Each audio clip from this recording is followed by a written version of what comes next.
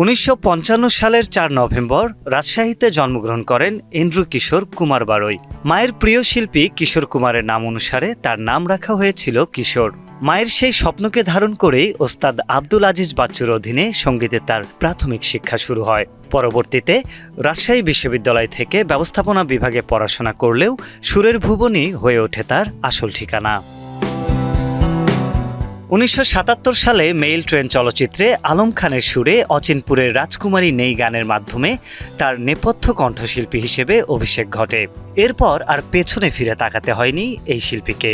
4 দশকেরও বেশি সময় ধরে তিনি উপহার দিয়েছেন হাজারো কালজয়ী গান। তার গাওয়া হায়রে মানুষ রঙিন ফানুস, ডাক দিয়াছেন দয়াল আমারে, আমার সারা দেহ খেয়েও গো মাটি, আমার বাবার মুখে প্রথম যেদিন, সবাই তো ভালোবাসা চায়, কিংবা পদ্মপাতার পানি নয়ের মতো গানগুলো আজও বাঙালির সুখ দুঃখের চিরন্তন সঙ্গী।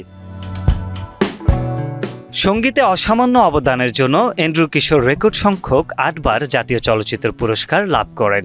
এছাড়া তিনি বাচসাস পুরস্কার, মেরিল প্রথম আলো পুরস্কার সহ অসংখ্য সম্মাননায় ভূষিত হন। 2024 সালে বাংলাদেশ সরকার তাকে মরণোত্তর দেশের 2য় সর্বোচ্চ বেসামরিক পুরস্কার 21 পদকে ভূষিত করে।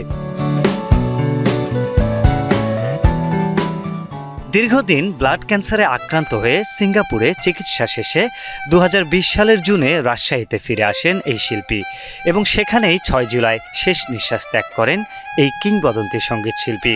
এন্ড্রু কিশোর না থাকলেও তার দরদি কণ্ঠের কালজয়ী গানগুলো যুগ যুগ ধরে তাকে বাঁচিয়ে রাখবে শ্রোতা ভক্তের হৃদয়ে। আরিফ হক, ডিবিসি নিউজ। বাংলা কিউআর যেখানে নগদ পেমেন্ট সেখানে। সারা দেশে 10 লাখেরও বেশি মার্চেন্টে নগদে পেমেন্ট করুন খুব সহজে।